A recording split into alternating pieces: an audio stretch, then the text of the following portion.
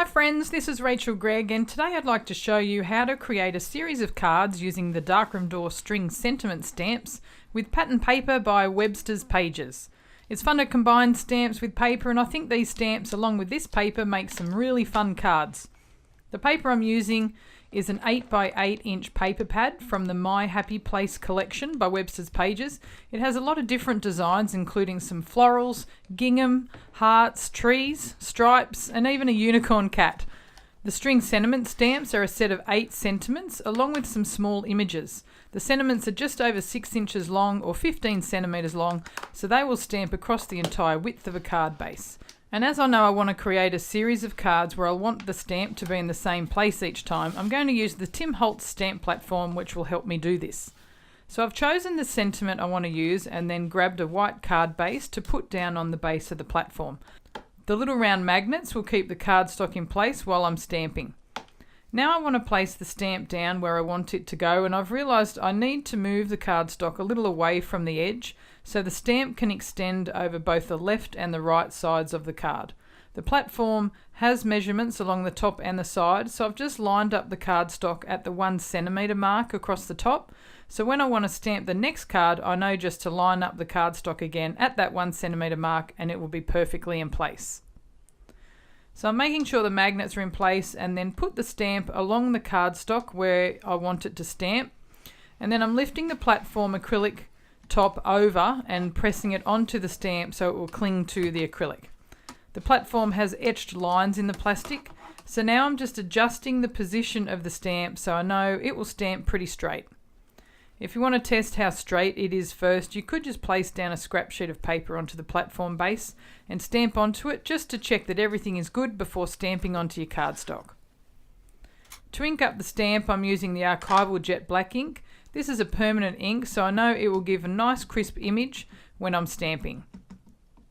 The string sentiment stamps are really delicate in design, so they don't require a lot of ink and only need a gentle pressure when you're stamping.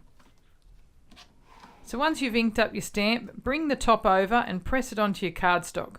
Because the stamp will stay on the platform in the same position, if you accidentally missed a part of the stamp, you can simply just ink the stamp up again and press it onto the cardstock for a second time, and it will just stamp in the exact same place.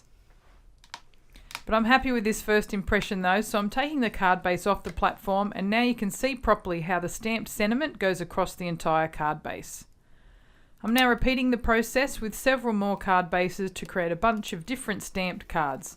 I'll also change the sentiment stamp to some of the other sentiments in the stamp set so I have some variety.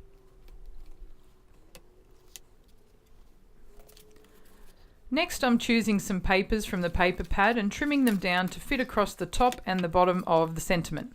My card base is about 6 by 4 inches or 10 by 15 centimeters. So the paper pieces I've trimmed are 5 3/4 inches by 2 1/4 of an inch, which is about 14.5 centimeters by 5.5 centimeters. The smaller piece is 5 3/4 of an inch by 1 3/4 of an inch, or 14.5 centimeters by 2 centimeters. If you're using a different sized card base, just trim the paper to be a little bit smaller so it leaves a little border on all the sides.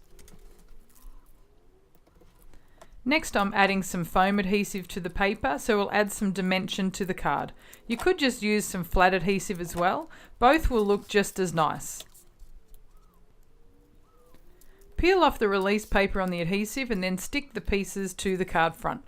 You can see how beautiful the paper is, and it works so nicely with these stamps. You can then mix and match your papers to suit the sentiments or suit the person you'll be sending the card to. And of course, once I started making the cards, I couldn't stop, so here's a look at a few of the others I made.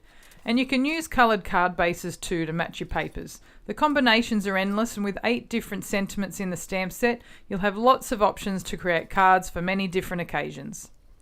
I hope you'll give it a go. I've listed the supplies I've used in the YouTube description below, along with the links of where you can find them online. And if you'd like to see more creative ideas, please click the subscribe button so you don't miss out on our future videos. There is also lots of inspiration and tutorials on the Darkroom Door blog at darkroomdoor.com. Thanks so much for watching.